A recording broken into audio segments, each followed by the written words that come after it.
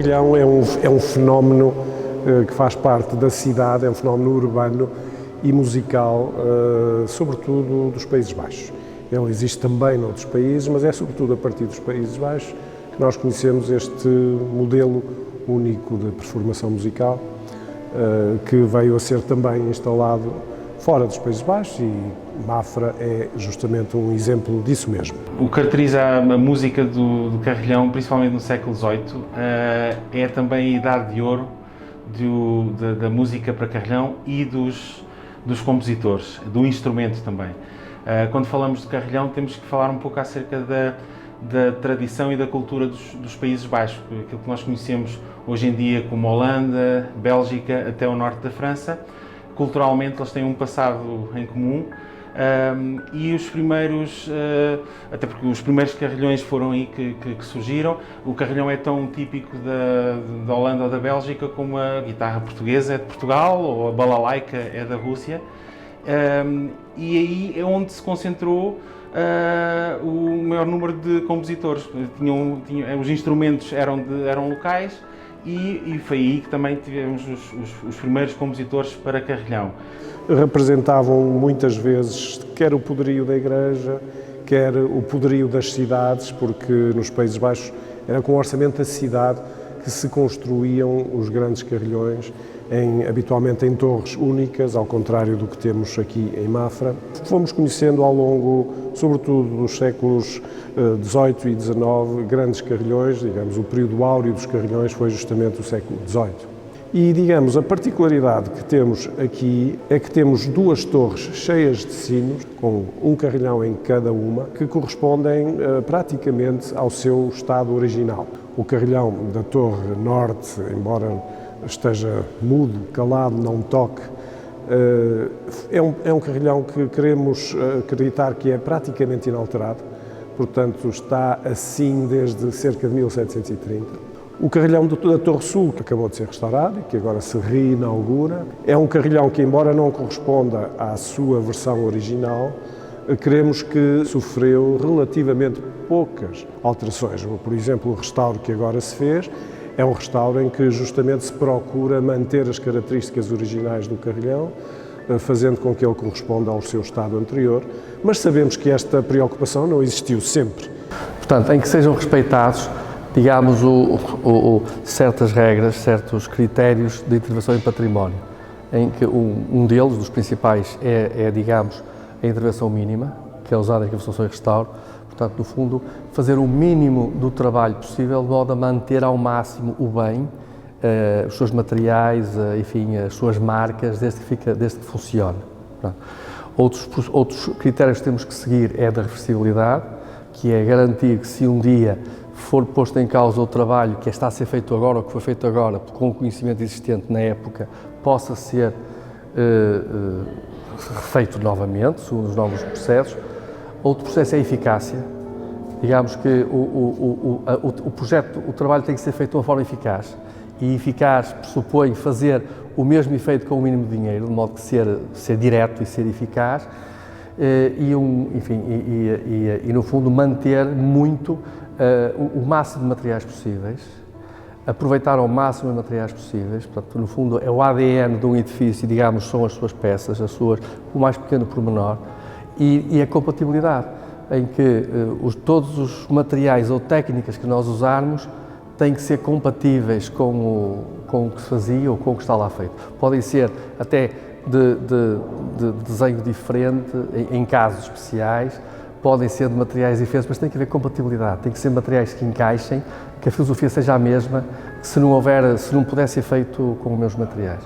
Um carrilhão mesatónico, com um temperamento histórico muito particular, que sentimos quando ouvimos tocar o carrilhão. Sabemos que não é um carrilhão do século XX, que não é um carrilhão com um temperamento igual, e também a sua afinação, que é um pouco abaixo da afinação que é praticada hoje em dia em agrupamentos musicais, em orquestras e até em outros carrilhões modernos. Os sinos do carrilhão são sinos que são fundidos e afinados especificamente consoante um tom musical. Um determinado sino tem que ter a nota Dó, o outro o Ré, o outro o Mi, o outro o Fá, não pode ser uma coisa mais ou menos. Como os sinos das igrejas, que não têm essa afinação específica. Precisam de ser um som agradável, um som bonito, claro, mas não precisam de ser afinados musicalmente. O que temos em Mafra é justamente o exemplo maior, refiro-me em dimensão e também em tecnologia, do que é um autómato musical.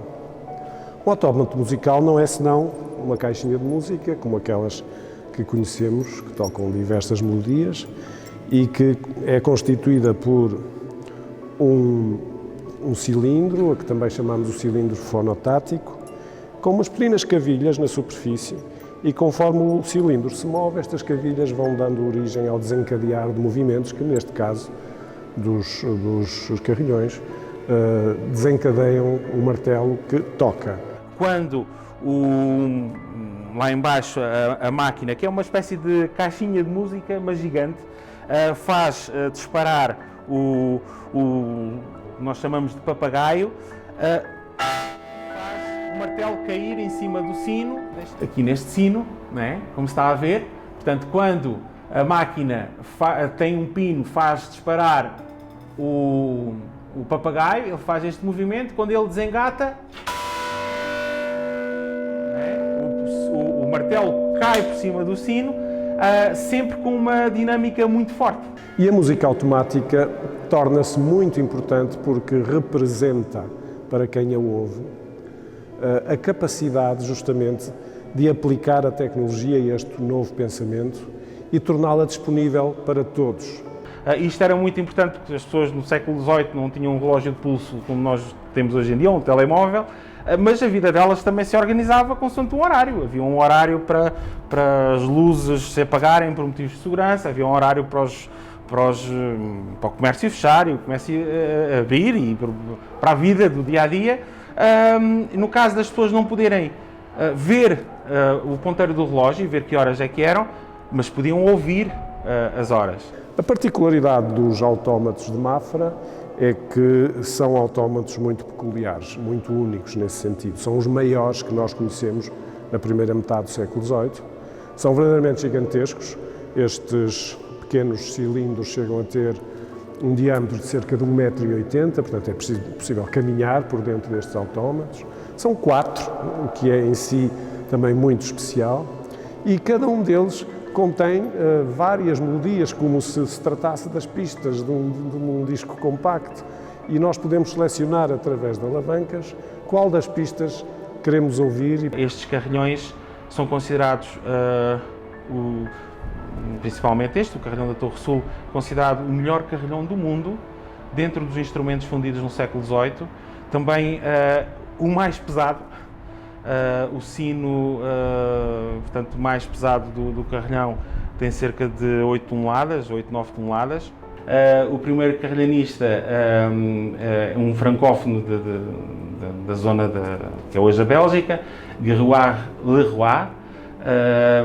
Esse foi o primeiro carrilhanista apontado pelo rei para tocar. Não haveria, obviamente, ninguém aqui localmente que percebesse do instrumento. É um instrumento totalmente importado, não é, dos Países Baixos, e ele fixou-se aqui com a família, inclusive criou depois raízes, existem registros até mesmo da família aqui em Mafra. O Dom João V queria passar a ideia de que era detentor de uma riqueza inesgotável. E é por isso que vemos aqui aparecer um edifício que corresponde ao barroco romano, que é um edifício dotado de total simetria. Se olharmos para todo o edifício, verificamos que ele é absolutamente, ou quase absolutamente, simétrico. E poderá ser essa a razão da instalação dos dois carrilhões. A Basílica, ao modelo romano, tem 2 torres, o que difere dos Países Baixos, onde as igrejas têm uma torre com um carrilhão instalado. E se instala um carrilhão numa torre, requer então o princípio lógico que se instale um outro na torre imediatamente adjacente, simétrica. Portanto, não é um instrumento por si só, é parte do instrumento que faz com que o badalo toque contra portanto, a boca do sino, não é? Os sinos do carrilhão, e também, mais uma vez, é uma coisa que normalmente o público desconhece, os sinos nunca se mexem. Portanto, nós estamos acostumados a pensar no sino com alguém que tem uma corda que faz puxar o sino faz este movimento, mas para ser controlado como um instrumento musical, se eu quisesse uma só nota, não é? Se eu fizesse este movimento de bamboar, não ia só tocar esta nota, ia tocar bastante, não é? Era completamente descontrolado. Então o sino está sempre fixo e é o badalo que está por dentro do sino que, quando eu toco aqui na tecla, o badalo vai contra a boca do sino, não é? E produz o som. A intervenção nos sinos foi variável. Há sinos que estavam com fissuras, fraturas. Havia sinos que tinham uma grande oxidação, que tinham depósitos superficiais de tintas, porque quando pintavam a estrutura de madeira dos carrilhões de suporte, caíam pingos de tinta nos sinos, não é? Não havia o cuidado de protegê-los, não é? Havia também, digamos, da lixiviação das argamassas de cal e do calcário mesmo, caíam em cima dos sinos, então havia camadas de calcário em cima dos sinos, não é? Portanto, digamos, a nível superficial havia esses problemas. A nível estrutural, além das rachadelas, havia também as coroas que estavam partidas e havia intervenções, digamos, que tinham sido executadas numa altura em que era assim, intervenções nos sinos. Nós fizemos intervenção nos sinos todos, só que caso a caso. Por exemplo, na Torre Norte não era para pôr a tocar, de modo que os sinos, a preocupação foi fazer-lhes a limpeza química, a limpeza com bisturi, ao nível da conservação e restauro, estabilizá-los e deixá-los, inclusive, com as marcas da oxidação. Em termos de madeiras, houve também, não propriamente uma conservação e restauro, mas houve uma reabilitação. Porquê? Porque as estruturas de madeira estavam, em grande parte, com muitos danos. Talvez decorrentes, fundamentalmente, por uma intervenção anterior menos sucedida, em que foram substituídas peças de madeira por outros tipos de madeira, por resinosas, menos resistentes, e a peça de madeira original, que era a sucupira, e algum IP, tinha sido removido e substituído por outros. Foram fundidos 2 sinos, estava previsto, fundidos 2 sinos de raiz, depois levou um sistema elétrico, porque para alimentar de energia elétrica os mecanismos teve que se fazer a instalação, houve o para-raios em cima dos cataventos e houve também, digamos, um anel lá embaixo da ligação à terra das cargas estáticas, não é? Tá. O estaleiro é das partes fundamentais de uma construção. A primeira dificuldade que sentimos quando cá chegámos foi como chegar aqui, porque os sinos estavam todos muito escurados, era tal o escuramento que tinham acumulado ao longo dos anos a reforçar o escuramento. Depois, a segunda grande dificuldade foi perceber como é que funcionava. Nós estávamos habituados a trabalhar e a restaurar torres destas, a restaurar estruturas de madeira. Agora, não estávamos habituados a restaurar estruturas de madeira com o maior carrilhão do mundo lá dentro, ou dos maiores, e com os maiores relógios do mundo no meio daquele sistema todo. E depois tentar perceber como é que aquilo foi posto lá em cima. Lá começa o estaleiro a funcionar, não é? O que eu levo daqui, para começar, é um grande orgulho de ter trabalhado aqui, saber que vamos ficar no percurso, o nosso trabalho vai ficar no percurso de Mafra, para mim é uma honra muito grande. Um orgulho muito grande saber que fomos úteis e saber que deixámos uma marca aqui e neste sítio.